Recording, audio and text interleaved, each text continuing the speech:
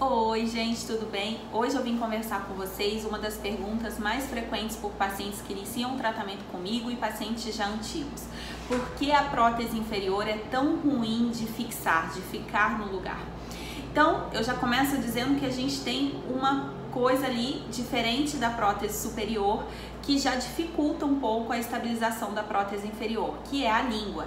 A língua, gente, em cima, numa prótese superior, a gente tem o céu da boca que ajuda a fazer ali naquele local do céu da boca uma área de contato que junto com a saliva cria como se fosse um vácuo, fazendo com que estabilize a prótese superior.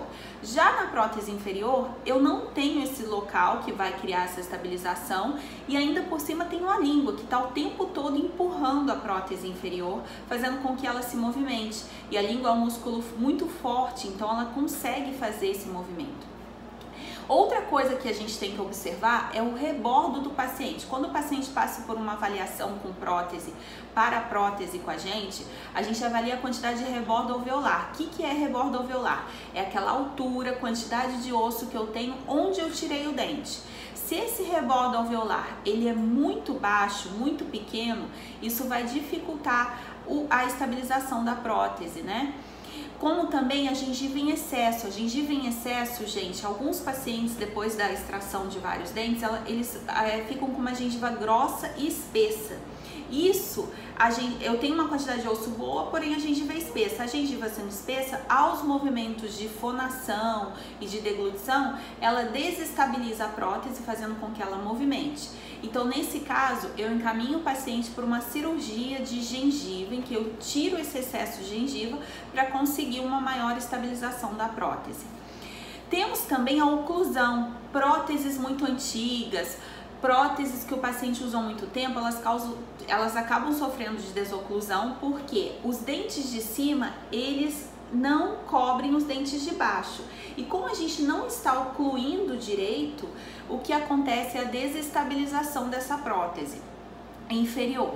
Nesse caso, você deve procurar o seu dentista para estar fazendo uma nova prótese ou colocando essa prótese que o senhor já usa ou a senhora em estabilização, em oclusão. Já também um problema que a gente tem que lembrar que próteses muito antigas, elas levam a reabsorção óssea mais severa, ou seja, a perda óssea desse pouco osso que sobrou, ela corre mais rápido, porque a prótese ela está sempre criando um atrito ali naquela região de osso alveolar.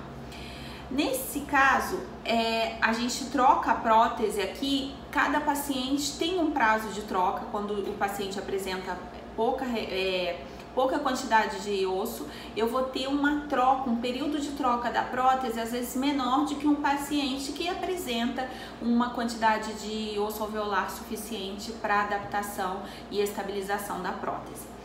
Outro item, que é o último que a gente pode utilizar, é a utilização de cremes fixadores. Existem vários no mercado, a gente utiliza para ajudar na estabilização da prótese. Mas existem casos em que a perda do osso alveolar é tão grande em que eu preciso colocar implantes para ajudar na fixação dessa prótese, que são as próteses sobre implantes, em que a gente usa muito na parte inferior.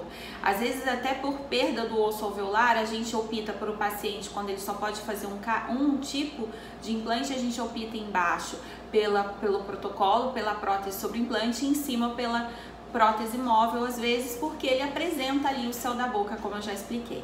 Então, mais uma dica aí para vocês. Dúvidas, mandem aqui nos comentários ou inbox e direct que a gente vai estar respondendo.